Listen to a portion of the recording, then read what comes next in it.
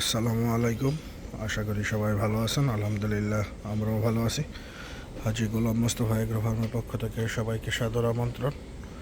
এখন রাত্র প্রায় 8টা বাজে।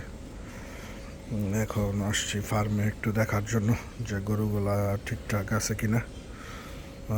যেহেতু এখন ফার্মে মশা মাছির প্রচুর পরিমাণ বেড়ে গেছে, তার জন্য দেখতে আসলাম যে গরুগুলা ঠিকঠাক মতো আছে কিনা। মশা মাছির জন্য এইদিকে আমরা মশার জন্য ধোঁয়া দিয়ে দিছি, সাথে ধূপ দিছি। আমরা মূলত মশার জন্য ধূপটাকে ইউজ করি, ধূপের গন্ধে মশা থাকে না। এই যে আপনারা দেখতে পাচ্ছেন আমাদের গরুগুলা খুবই স্বাচ্ছন্দ্যে শুয়ে আছে।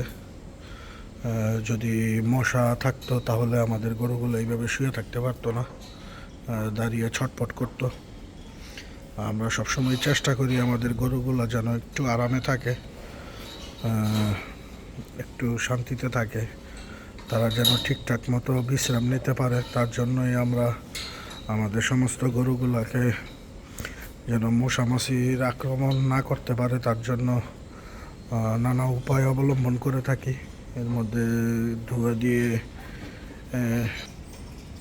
সাথে ধূপ ব্যবহার করি যেন গরুগুলোকে মশা কম আক্রমণ করতে পারে।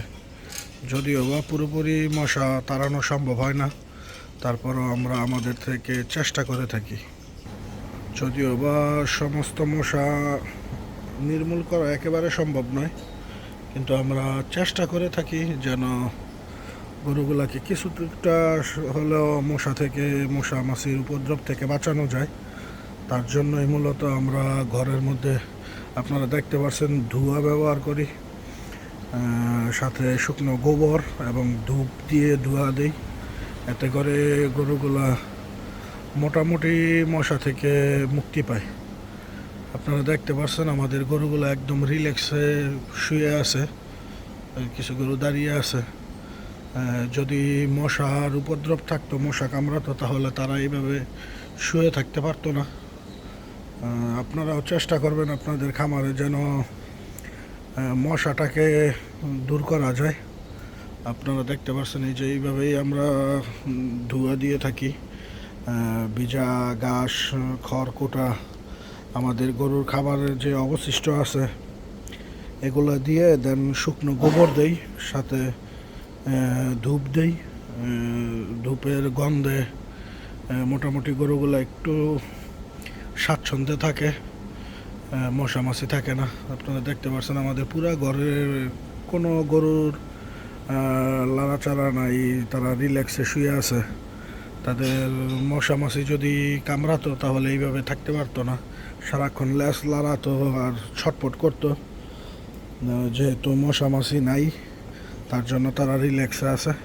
আপনারাও সবসময় চেষ্টা করবেন আপনাদের গরুকে যেন মশা মাছি আক্রমণ না করতে পারে, তাহলে অনেক ক্ষেত্রে অনেক রোগবালাই থেকেও মুক্তি পাবেন।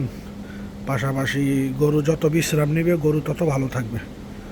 যতটা বিশ্রাম গরুকে দিতে পারবেন ততটা গরুর জন্য ভালো, গরু থেকে প্রোডাকশন ভালো পাবেন, ফ্যাটেনিংয়ের ক্ষেত্রে ভালো রেজাল্ট পাবেন। তার জন্য সবসময় চেষ্টা করবেন গরুকে মশা মাছি থেকে দূরে রাখার জন্য। যতটুকু পারেন, পুরোপুরি নির্মূল করা হয়তো বা সম্ভব না, তারপরে চেষ্টা করবেন। ধন্যবাদ সবাইকে, সবাই ভালো থাকবেন। আসসালামু আলাইকুম।